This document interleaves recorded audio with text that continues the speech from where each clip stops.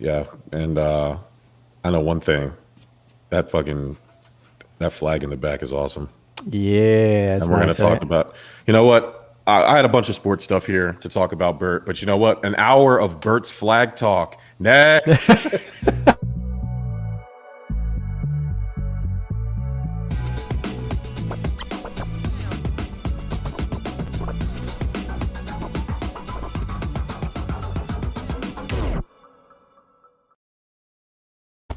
Sports. Sports. What's up, everybody? Welcome to Stuff About Sports. We are presented by the Give Us a Shot Network. As always, the wonderful host, Bert. Man, we're just gonna call. You know what? You got that nice "Give Us a Shot" network flag in the back. No, You're not the prettier Corey tonight. We're gonna suspend that until next week. That's Big Dick Bert right that's there, ladies and gentlemen. Look at that BDB. flag, BDB. You know what I'm saying? That big Bert energy with that lovely "Give Us a Shot" network flag. I love it. I can't wait to get one Yeah, man. myself. I am the Facebook felon germ. 2 weeks left of Facebook jail, and then we'll be right back on Facebook. Hashtag fuck Zuck, and we'll hurt. And well, no, I might have just bought myself another 30 days with that one. So, I don't think you can ever go back. I think he's gonna come to your house and arrest you. yeah, man, I'll kick Mark Zuckerberg's ass. So, listen, Bert, there's a lot going on right now in the world of sports in terms of playoff. Yeah. We'll do playoff basketball if you want to give us a quick playoff hockey update.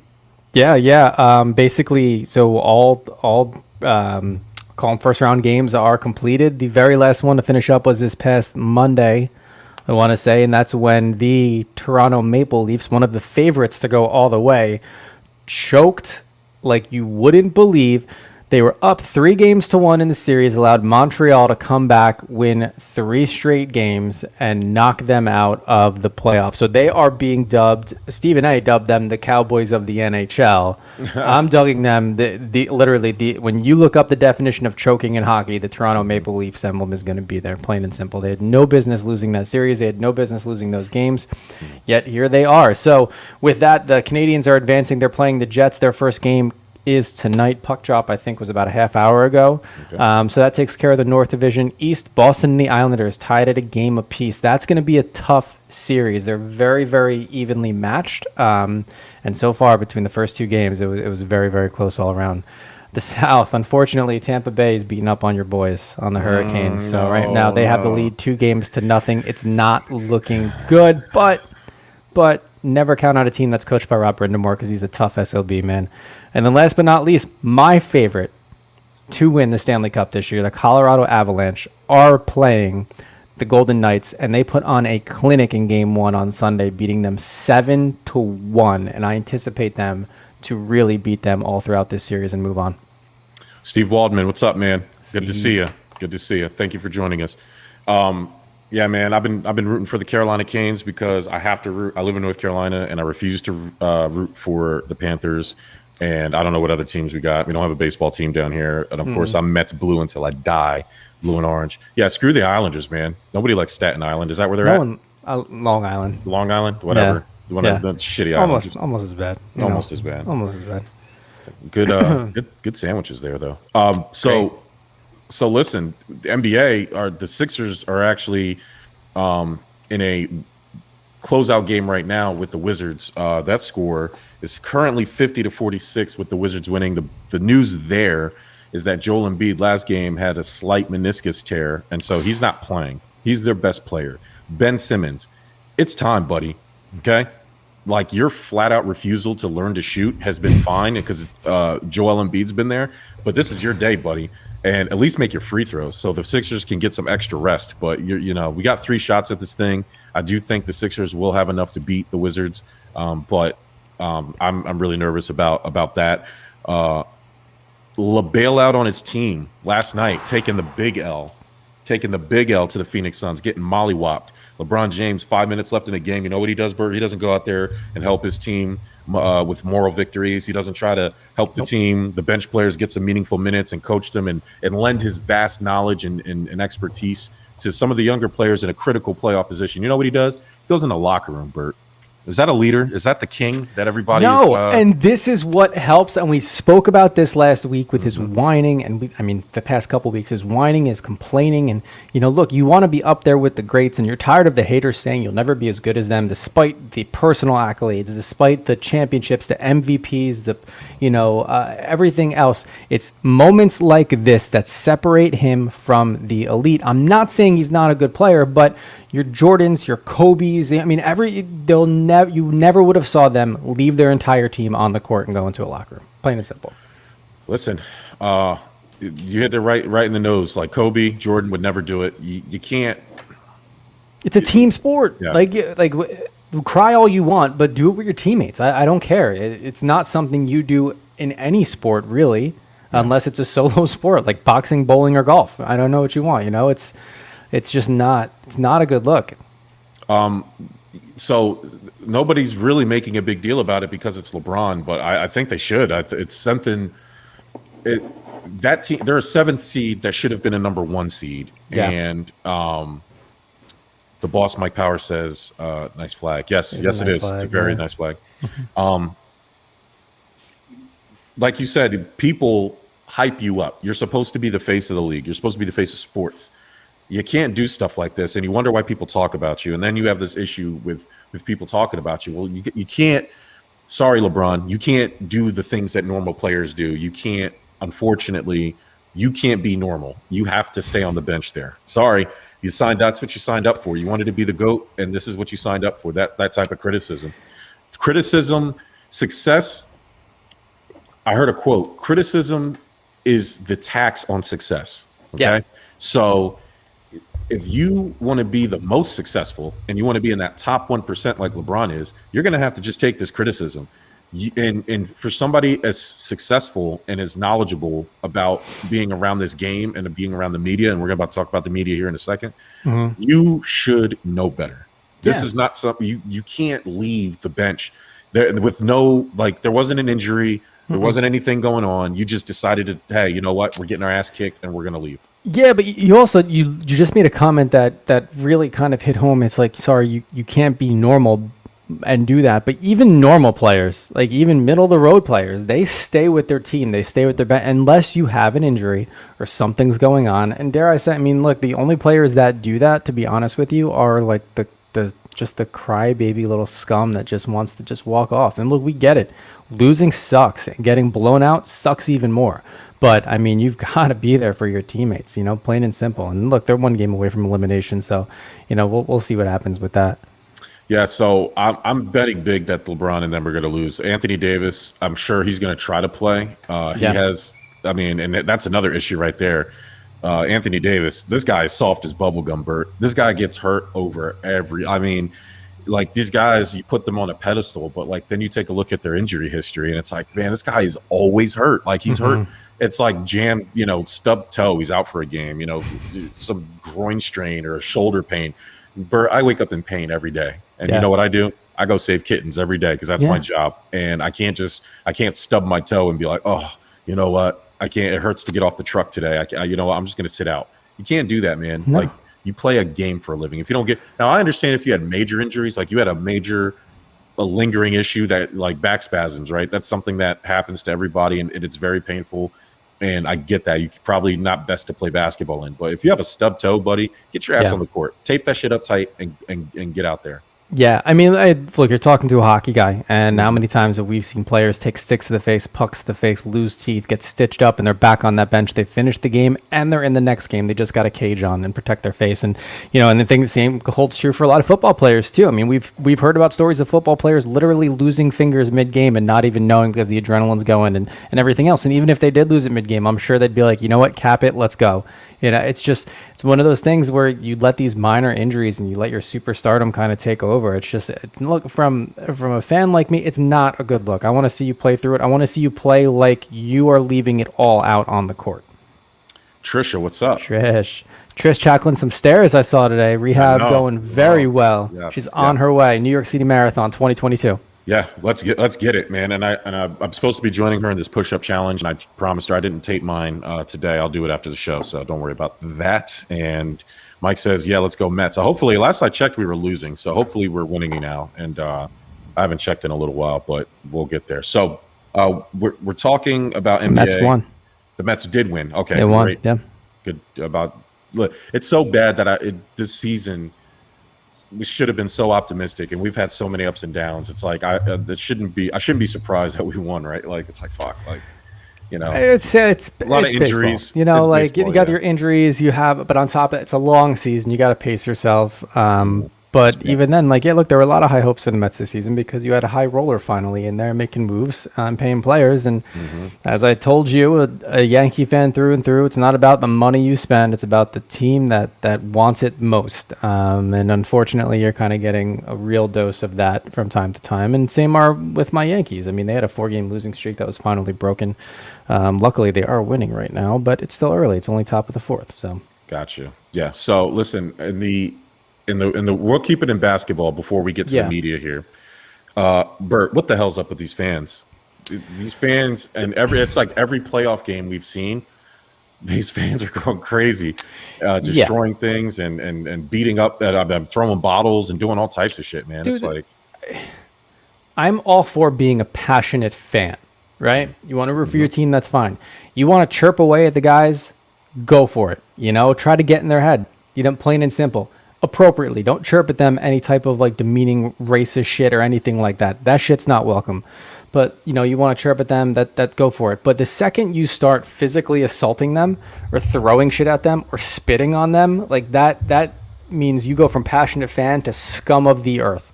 Plain and simple. You're getting so worked up over an opposing player of a game. At the end of the day, it's a game. And unless you have a lot of money riding on it, then you have no reason to be angry. And if you do have a lot of money riding on it, the only person you need to be angry with is yourself for being so stupid for putting that much money on it. Yeah. But it's ridiculous, and they're ruining it for everybody. And, you can get into the incidents, but we'll see. Look, charges have been against some people. And I honestly think that they need to go back to the old school method of just letting Ron Artest come back and beat the shit out of fans. Well, I think that's the only way.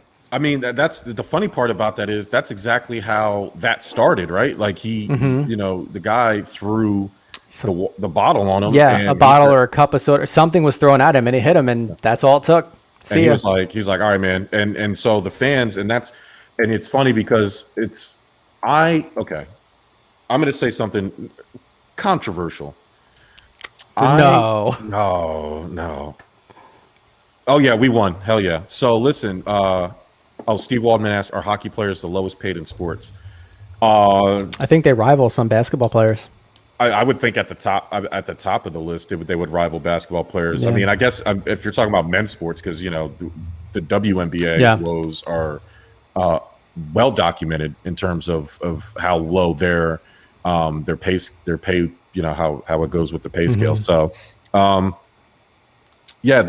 the Boston Celtics fan gets hit with a felony because I forgot what I was saying before. I wanted to get Steve's comment in there. Well, you said you were going to say something controversial. Yes, Bert. Mm-hmm. While I am not against assault, physical assault, throwing bottles, spitting, things like that, in terms of fans saying things, I think you should be free to say whatever you want. And you know me, I'm all for personal freedom. Okay. Once you start policing, the fans are paying this money. They're paying for these salaries. They're doing this, that, and the other. If you go to a game, you should, unless you're one of those guys that are like screaming "fuck you" every 3 seconds, screaming at the top of your lungs. That's different. But like, you should be able to go and boo and cheer.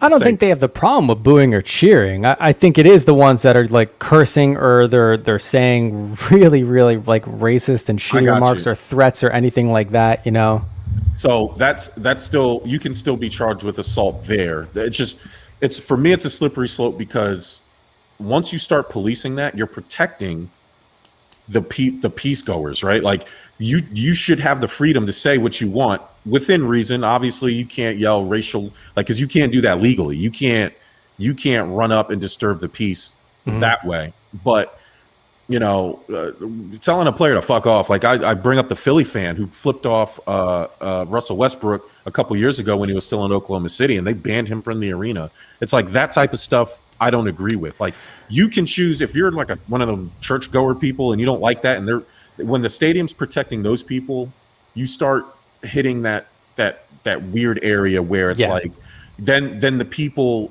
and like the pro-Trump people, that it's kind of like them, where they feel empowered now because they feel that they're being oppressed in that way. So when it comes to the fans in the stadium, the people who want to just go out there and be assholes because they feel like they paid a ticket and they have that right, you're going to empower more of those people. You're not lessening them by punishing them. You're empowering them because it's like, no, I should be able to go there and tell Westbrook to go fuck off.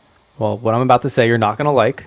Okay. And you're right. You have the freedom to say whatever you want. However, where you say it and on the platform you say it in has the right to not put up with your shit. So take social media, for example. You say what people don't like or what they deem as offensive. They have the right to take you off of that platform because it's against their policies. And the same thing would hold true whatever arena or stadium is hosting you. It's their property. It's their area. They are the ones to control. And I think more so they're doing it now to make sure that they continue the ticket sales and making sure that it is a welcoming environment for all families, younger fans, and fathers or mothers that want to bring their son or daughter to a game and continue to do so in itself. I mean, I got to be honest with you. Yeah, I mean, you know me, and I have a young family. There are times where I'm like, oh, I really want to take my daughter to this game, but I have to see who are the Yanks playing because I don't need to bring her in when it's like a Boston matchup or a rivalry where I know I'm going to have to do a lot of explaining on the way home or covering her ears throughout in hopes that, look, someone will see my daughter and hold back, but chances are they're not going to. So I think that's where they're trying to police. Where I think they're doing the right thing is policing any type of physical assault and like water bottles, throwing popcorn, shit like that. I mean, if you're kicking them out because they're cursing, they must have been they must have been warned one or two times. Like if you drop an F-bomb or like, and someone giving the finger, I mean, it is what it is. I don't think that's terrible, but hey, man, it's their arena, their rules. Yeah, it's so you got the guy, the spitting. There it is. The spitting is awful, right? Yeah. So it says, how about the fan father at that sat in the Tampa Bay Lightning playoff game with their Florida Panthers jersey? You're not allowed to wear it in the arena. So Bert was talking about that pre-show, right? Yeah. So this father-son, it was either Game 6 or Game 7 when the Panthers played the Lightning in the first round, and this father YouTubed the incident. He had bought tickets. I think he said he paid over $300 or $400 a ticket, and it was a club level seat in the Tampa Bay's arena. And what that means is he has access obviously to his seats that are pretty much on the glass, but then also like one or two rows, but then also I think there was an actual club level where you can go in, like you can buy food, drinks, you had your own separate bathroom, like it was like a full suite action going. Well, the policy is if you bought, I think it was like the Lexus Club, if you bought tickets in the Lexus Club, they called everybody who bought tickets there and they said they have a policy where if you're going to sit in these seats, you won't be able to wear opposing team's gear. Shit. And that blew me away for two reasons. One, because like, are you that insecure about your own fan base to where, you want to make sure everybody who's in that section is wearing a Tampa Bay Lightning jersey, shirt, hat, and the staff said we can get you a replacement, shirt. Well, it's just Tampa Bay, and that's not the point. The man spent, and it wasn't anything offensive. It was just the opposing team's gear. And he actually made an argument. The father goes, so you're telling me under your policy that I can't wear my Panthers jersey, my son can't wear his Panthers jersey, but if we came in here with a t-shirt with Adolf Hitler on it, that would be acceptable under your policy? Yeah, right. And the usher that was there was like, I don't think so. But he's like, but that's not the point. It doesn't say I can't wear Nazi apparel. It just says I can't wear opposing team apparel. Right. So, I mean, long story short, this went viral, and the Lightning came out with a statement saying they're changing that policy. And me as a fan, I'm just like, who cares? Like, there have been times I actually went to a Hurricanes game in Carolina, and I had tickets right up against the glass, and I was in my Rangers jersey, as was my parents and my wife, who I brought down too, and no one said anything. Actually, great fan base, by the way. Shout out to the Canes fan base; they're awesome. But no staff, nice. No staff said anything. I think that's the way it should be. If I'm buying a ticket there, unless it's something incredibly offensive, like let them wear opposing. That's half the fun of it. I couldn't believe it, to be honest with you. It was insane. Wow.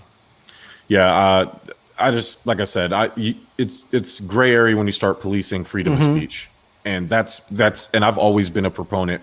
You can go back to any random show at any given point in time, and I've been consistent with not censoring free. I feel like Yeah. within reason. Yeah. But there you've is a also line. said be prepared for consequences, meaning hands being thrown if someone doesn't like what Right. you have to say. And I think Right. that's appropriate too.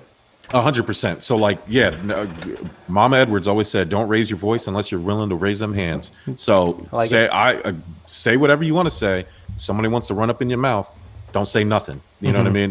That's the price you pay.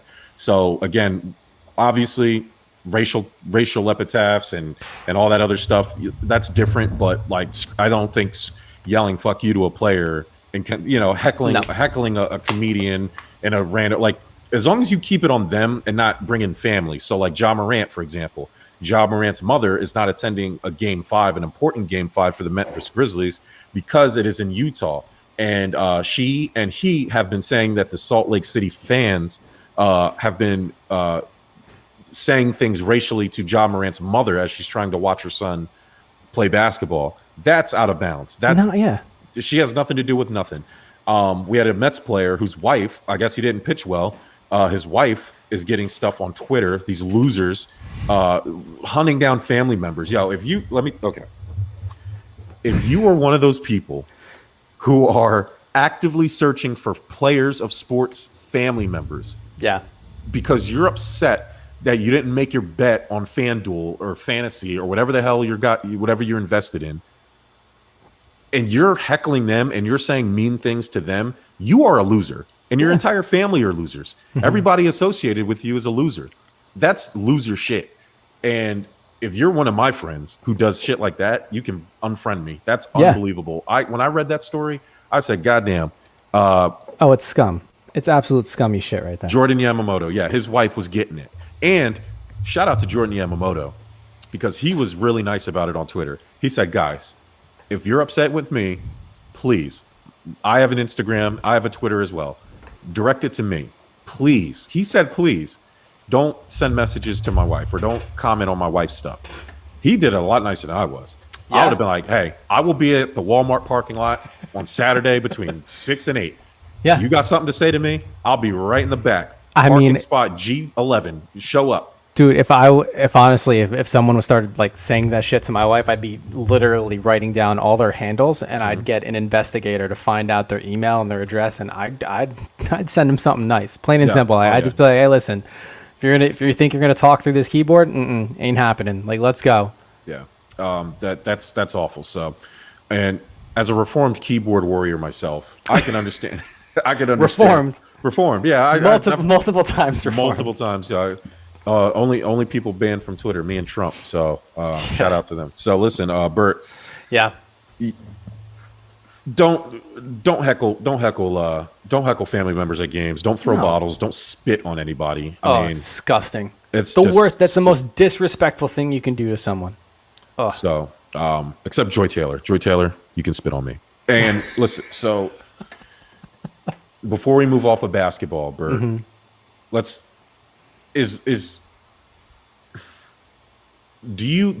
how much basketball have you consumed in the playoffs? I mean, here or there. I got Okay. not much. A lot of people are upset about the play-in games. A lot of people are upset about how the playoffs are unfolding, the blowouts that are happening in the playoffs, and I don't want it to be an overreaction thing where people are saying there's a lot of blowouts. Well, yeah, it's the first round of the playoffs, plus you had the play-in game, so it feels like it's deeper in the playoffs than it really is. Yeah. But in terms of the play-in games, I think it's a great idea to do a one and done for the lower seeds. I think the argument is you go through the pressure of going through the one and done, and then you jump to a 7. So like the Sixers, for example, because they locked up the number 1 seed, they only have to beat the Wizards and then beat the winner of the Nets and Bucks. The winner of the Falcons, the Hawks, and the Knicks, and then they're in the Eastern Conference Finals. And a lot of people are saying, like the Lakers, they had to play a play-in game and then have to go to Phoenix and then have to face the Clippers or the Mavericks. Oh well. Thank you. Okay. All right. Okay. I thought football has a wild card game. Baseball has a wild card game. Yeah. I mean, it is this isn't anything new to sports. Big deal. If your team wants it, and hey, if they're not in that position, they're okay. They're fine. Make sure you don't suck during the regular season and you're not put in that position. it's something for you to work towards in the regular season and then go from there. But other than that, I mean, hey, it is what it is. At the end of the day, if you want it, if your team's confident that, yeah, you can play a playoff, like a play-in game, and then that's fine. If not, be number one. Don't worry about it. Real quick, is LeBron's reign over at the top of the league? No. No? Oh, man. Which team is going to advance to the Eastern Conference Finals, the Bucks or the Nets? I have to go Nets. I have to keep it local to where I am, yeah. Before moving on, Harry Iyer says, before moving off of basketball, give a big shout out to Danny Ainge for retirement. He's a great executive. Yeah, define great, right? Like bringing the Nets a title back in 2008 and keeping them relevant for after a long period of not being so relevant. He made a lot of promises that he actually didn't keep, and people will forgive him because he's made the Celtics a contender. But he's always, ever since their big three, he's promised a big name head coach. Brad Stevens, somehow fails up and becomes the president of basketball operations, and without actually doing anything in Boston. And now they're going to need a new head coach. He had a 55% winning percentage as a head coach in Boston, and people made him out, when he was coming out of Butler, made him out to be like, he was like the Sean McVay of basketball at the time. You know what I mean? Like he was going to change coaching forever in the NBA, and he was just okay. Like he was above average, I would say. And people will hype him up. Like every year they do the stupid top 5 coaches, and he's always in that top 5 for some reason. And I'm like, well, based on what? He hasn't won anything. He's won a lot of regular season games, I guess, but he hasn't done anything of note. And yet he's now the president of basketball operations for the Boston Celtics. So Danny Ainge, yeah, like a great executive, I guess. But I mean, for somebody so great to get one title out of him, and you're supposed to be making the decisions, and the fact that he's made a lot of promises he just really didn't keep, to me, he was good to me. That was it. Still, I mean, look, good career though overall. Yeah, oh yeah. It's just Danny Ainge he's one of those guys that just gets a little bit too much credit for minimal return on investment. Like Philip Rivers. 100%. Yeah, 100%. He is the basketball executive Philip Rivers. That's a great analogy. You know who's not? And before, I don't know if you had this in your notes to mention it throughout the show. Probably should have asked you, but if we're keeping it basketball, who's not the Philip Rivers and actually does deserve some shout outs today is that Coach K announced he's retiring after next season. Oh, that's right. Yeah. And you want to talk about a guy that, has literally pretty much done it all and has turned down multiple NBA contracts to be coaching for some great teams too, and all to stay at Duke. And he announced after the 2022 season, or 2021-2022 season, he is retiring. He has 5 NCAA titles, 12 Final Four appearances, 3 gold medals for coaching U.S. basketball team 2008, 2012, 2016, 2 World Cup medals for what that's worth. Mm-hmm. College Basketball Hall of Fame 2006, Olympic Hall of Fame in 2009 for helping assistant coach the Dream Team in 92. More Coach of the Year awards than I have fingers, and honestly, all around, you always hear good stuff about him. So I'm assuming good guy. He was an Army veteran. He's just done it the right way, man. So shout out to Coach K, and congrats on an earlier retirement. But you better believe he's got one more year left, and he's gonna really coach the shit out of it. I wonder if he's going to continue to coach at least USA basketball. I mean, it's like maybe. Maybe. It's just I can't remember if they said that if he was going to continue coaching it or not. But yeah, shout out to Coach K. I'll not say a bad word about him. I mean, it's one of those things where his legacy didn't end on the brightest of notes. The Duke, they weren't going to make it far in the tournament, and they ended up bowing out because a bunch of players opted out. This past year has been really funky for college basketball. You don't get a lot of the powerhouses that have been there, and so it's he, like I say, I feel like Coach K has been coaching all over life, so there's nothing bad I'm going to say about him. He's one of the GOATs. It's odd to see because there isn't really anybody to replace these guys, right? Like Roy Williams from North Carolina is retiring, Coach K is retiring. These guys have just been mainstays. You don't get these personalities that are bigger than college basketball, and this is going to be the interesting part, Bert. Guys, Nick Saban's one of these guys. Urban Meyer was one of them, and we've seen how Urban Meyer reflected. Like these guys who leave these college programs, all right, we're going to see what it's about because Nick Saban's had a really good run, because of that Alabama name. I feel like he has to do zero recruiting. He just has to walk in, throw his dick on the table, and say Alabama, and he's going to get all the 5 stars. That's it. And I think Coach K was kind of the same way. So was Coach Roy Williams, and Urban Meyer was the same way. And there's a few others out there that are doing that as well. But now Duke has to start over, and hopefully they get somebody in there that kind of knows what they're doing. I think he's been coaching at Duke for 40 years. Oh my gosh, man! Yeah, 1980. That's insane. So you know what else is insane? The media, Bert. Yes. The media. Sports media. Sports media. Actually, all media. We can lump all media into. They ask these stupid ass questions. They think that they're important in the day of Twitter and social media, and they think that their voices mean something. That whatever they write, no longer in paper because the newspapers are dead, but on computer screens and tablets and whatever, they think that it means something. And they learned that lesson the hard way when they basically bullied Naomi Osaka because she didn't want to talk to them. Yeah. And she decided, well, I know I'm going to get fined.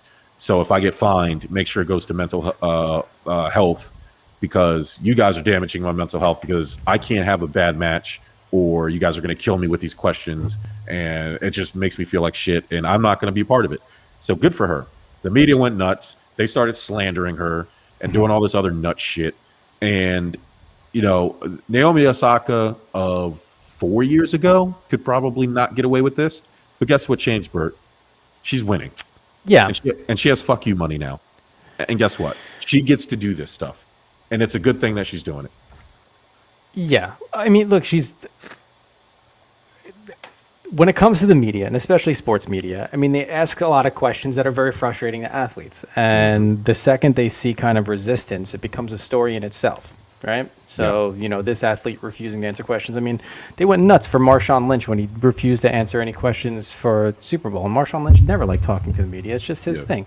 So once they get stuck on that, then the stories start coming about like, oh, well, why are treating the media badly? And how come you're not representing the sport right? And how come you're not this? When in fact, she just doesn't want to answer the same old stupid question from some journalist who is obviously trying to spark a reaction, something to make it interesting in itself. And a lot of them try to do that, unfortunately. Not all of them, but a lot of them. So, look, I'm with her, and you're absolutely right. I mean, she's winning. She has the money. She has the ability to, obviously pay the fines, and it's really not much or affecting her like it would have been a couple of years ago. It was like 15,000 or something like that. She got I mean, look, $15,000 is a lot of money, like at least from where I'm coming from. But me too, but not for her. No, yeah. So, I mean, look, good for her. I honestly just hope that the message stays strong and it's not just like, oh, well, she's kind of being resistant. She's not really, representing the sport, the correct way and so on.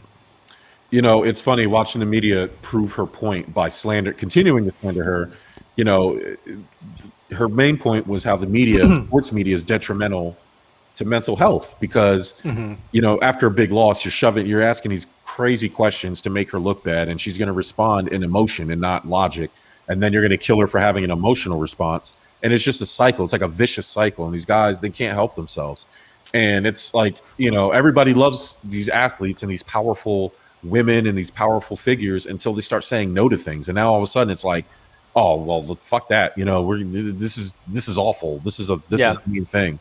Venus Williams had the ultimate response. She's like, what did she say? She said, basically, I'm actually pulling up that article now because I was like, oh, what was that again? Go ahead. She said, how I deal with it? It used to bother me, but you reporters and anybody who has anything negative to say about my game, you can't play like I can play, and you never will. You ain't shit. You ain't never gonna be shit. And guess what? I don't care because I'm rich, bitch. Yeah. And that's basically what she said. That's exactly. She said, for me personally, how I cope, how I deal with it is that I know every single person asking me a question can't play as well as I can and never will. Yeah. Basically. So no matter what you say or what you write, you'll never light a candle to me. That's perfect. It's brilliant. And she's absolutely right. Yeah.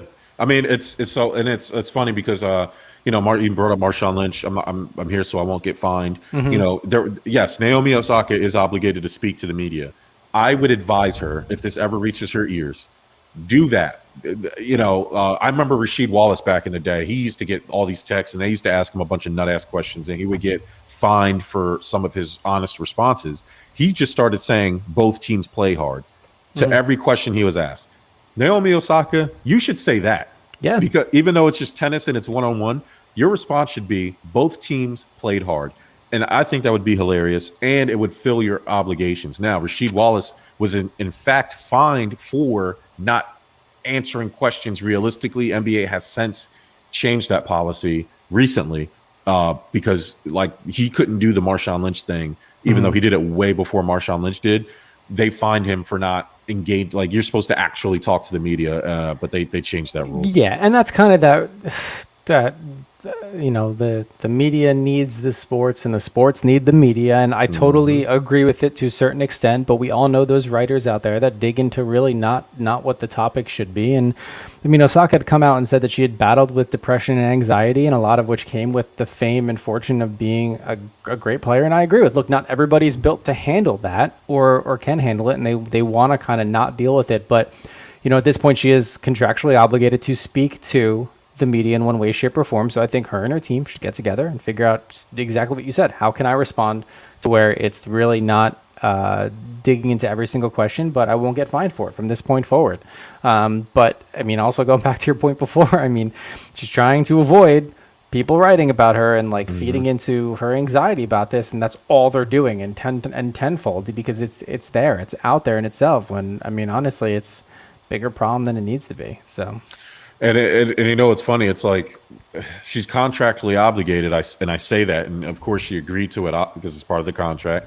But it's not. It's forced upon you. It's written in there. You know what I mean? Like you have to do it. It's not really a negotiation where that's just part of the agreement that the sports leagues have with the media, and it's a joke, and it's only done because the media is not needed, Bert. That's literally the only reason why it's done. These players don't need the media to reach the fans, because that's literally, the media was there to write newspaper articles so fans could get an insight on what the players are saying or doing. With ESPN and all the social media, if a fan wants to understand or know what is happening with a player, they can go on social media, or the player could do it themselves. That's how Derek Jeter started. What's it called? The Uninterrupted or whatever they called it. The Players Tribune. The Players Tribune is literally because players are so sick of the media twisting and doing everything their way.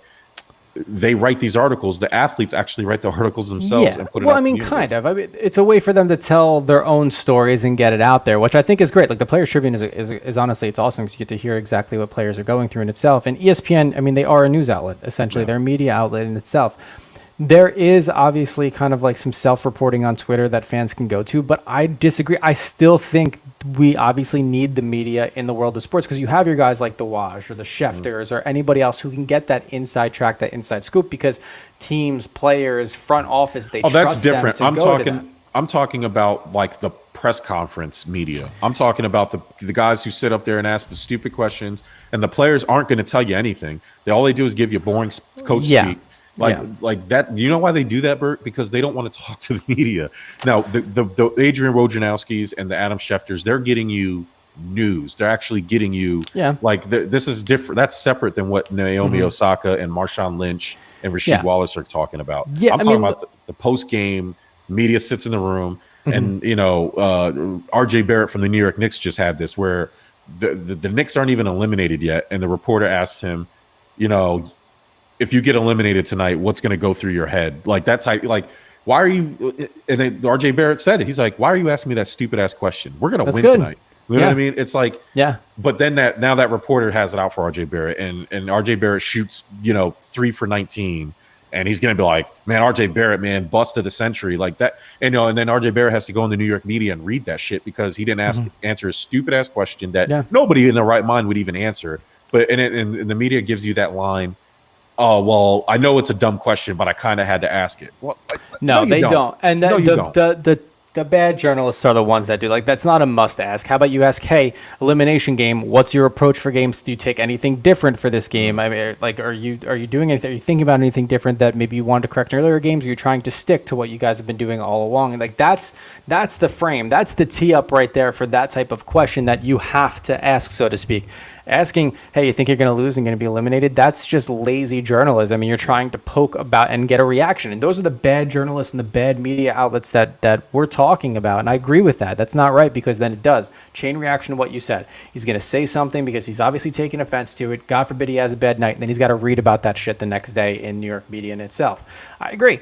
I agree absolutely, and I'll be honest with you. The only time, unless something happened in a game where I wanted to see like a coach's thought or a player's thought, like whether there was like, for example, hockey, like a really bad fight or a bad call that led to a goal and they lost the game, or baseball, like pitcher blew a save or something, or the manager made a move I didn't necessarily agree with. So I'll look through post game interviews to see if he addressed it. But the only time I watch post game interviews for players or coaches is if literally I forget it's on and I'm looking at my phone, like looking at Twitter or something, and it's in the background. Like I very rarely stick around for the post game, and I usually just read transcripts the next morning. It is what it is, and I think, look, it's still somewhat necessary, but I do think, like you said, whether it's pre-game or post-game, a lot of the questions are there to kind of pin and poke at and try to get that response that they're going to go and run with for weeks.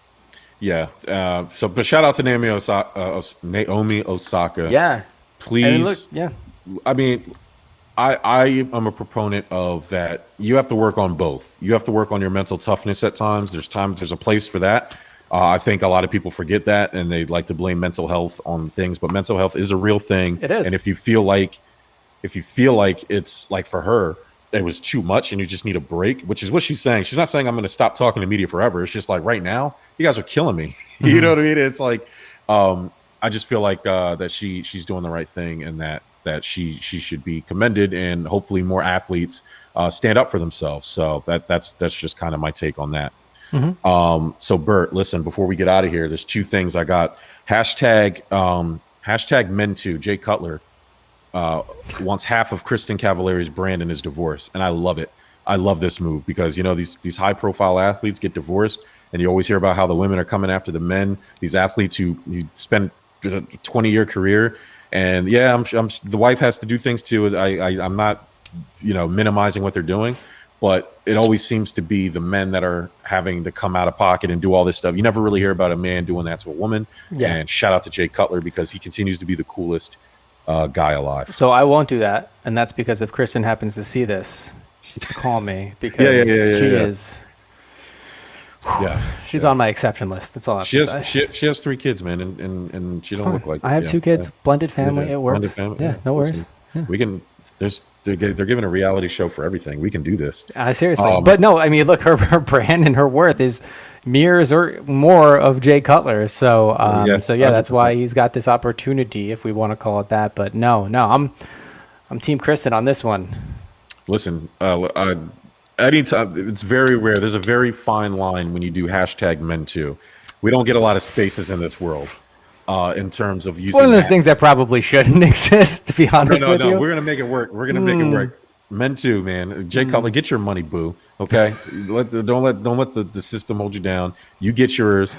And so shout out to Jay Cutler for doing what he has to do. Last thing, Bert. You don't have any pets, right?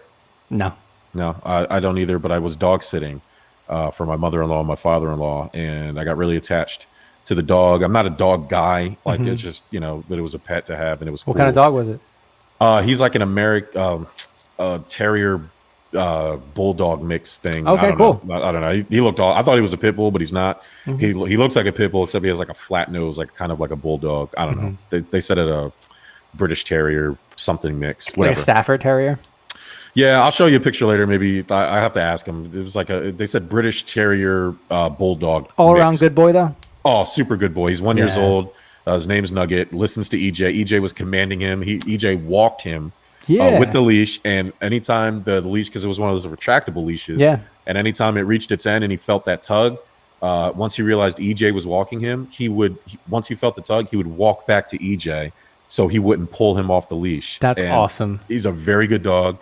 He listens to EJ. If EJ says to sit or stop or do whatever, that dog listens. So the reason why I brought it up, Bert, is because did you see this video? Oh, yes. Look at this thing. Look at that. Mama bear and her 2 cubs. Yep. Hungry, looking for snacks, looking for honey. And the dog's doing what they're supposed to do. Yep. And the bear goes, oh, word, get your ass out of here. Mm-hmm. We're trying to eat snack. And the lady comes in, just smacks the bear. And the bear's coming back for revenge. And then the bear decides to retreat. Now, Bert, the reason why I ask you, are you fighting a bear for your pet? If I had a dog, 100%. Yeah. Really? They become, and Nah. I had a dog growing up. They become a part of your family, and no joke. Like if I see a bear out there trying to like claw at my dog, yeah. I mean, and in the moment, just as she did, I probably wouldn't think how smart of an idea is this, but you better believe I'm running out there doing everything I can. And hey, maybe my demise, but maybe also the dog's demise too. But yeah, I think in the moment I would 100%. That's commendable, Bert. I love your energy. I love your passion. My dogs are dead. I'm getting a new dog. I'm not going. Jeremy after throwing any- out like barbecue sausage. Yeah, Here you go. Here you go, man. I give him everything the dog got. Like, here, eat his food too. Here's his food. Here's his water bowl. You just go ahead and have all that because I'm not fighting no bear for no dog. Sorry. Shout out to all the dog people out there. I'm with you, man. I get it. It's some people use it for service dogs, companionship, whatever. Pets are great. I'm not dying and getting swiped by from no bear because guess what? If I go down, that dog ain't gonna live anyway because they're gonna give you know what I'm saying. So it's like, hey, I can get a new dog. You can't get a new owner. You can't get a new me. Yeah, You know what I'm saying? I can get a new dog now. So that's fair. I think that's totally fair. Yeah. So Mike says, not me. I'll get half of hashtag men too, Mike. That's what I'm talking about.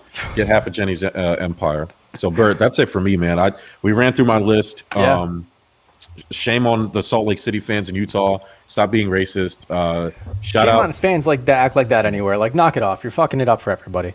Yeah, for sure. I mean, after a year that we didn't have any sports and you couldn't even attend games, like keep your spit in your mouth and keep your water bottles. Yeah. And then throw them underneath the seat like a normal person. Like what I really wish belong on the court. is that dude spit on 50 Cent's girlfriend and 50 Cent destroyed him. Oh, that'd be great. Yeah, that'd be great. I'm all for like they should keep the fan in like the little stadium jails they have. Yeah, and then after the game, like whoever he spit on gets like 5 minutes of the fan like handcuffed. And they just beat his ass. Like I'm all for street. I just miss those. Like I miss those days where you could just get a group of your friends and go kick somebody's ass. Yeah, that's what the players should do. That should be like I'm all for unusual, embarrassing punishments. They should trot that guy out, Game of Thrones style. Shame, shame, shame in the middle of the court after the game, and let everybody in the arena just spit on him. And then that should be his punishment. His face should be everywhere. Yeah. And because the shame wouldn't stop in the arena. His friends, his family, his coworkers. The job is off. Yeah. Everything's off. It's like that's I've learned in life that the two main deterrents for behavior to change or influence behavior, Bert, is pain and embarrassment. Plain and simple. Or a combination. And I'm not talking about like cancel. Like I don't want to cancel him completely, but I want his friends, family, and his coworkers to know really how like he acts like a piece of shit sometimes out there spitting on people. Like look, I have zero respect. If that's something that goes through your head, that is something so scummy. Like it's no. So you know what you did or you were about to do in that moment, especially paying that much money to sit courtside and have to hock a lug over there. It's not cool. Listen to Uncle Bert, kids. If you don't want your grandmother or your mother knowing what you did, would he do that if his mom or his grandma were sitting next to him? I literally navigate my life that way. Like, damn, if I said this to this person with my grandmother sitting next to me, like, would I feel good about it? No, then I'm not going to say it. It's spitting on somebody. That's just a whole level of dickhead. So I'm an asshole, Bert. I'm an asshole. I'm a self-admitted asshole. I'm not a dickhead. I'm not going to spit on somebody. So, all right, man, this was good. I will. We will convene next week. Everybody, please head on over to www.giveusashot.network to check us out. Check out the store. We got a bunch of new merch up there. Bert, I'm really loving the is that a flag or a towel? I can't. Oh no, that's a flag. It's I do. I see the things on the side there. Oh my God, that's beautiful. That thing is fire. So shout out to everybody. Thank you for joining us, and we will talk to you all next week.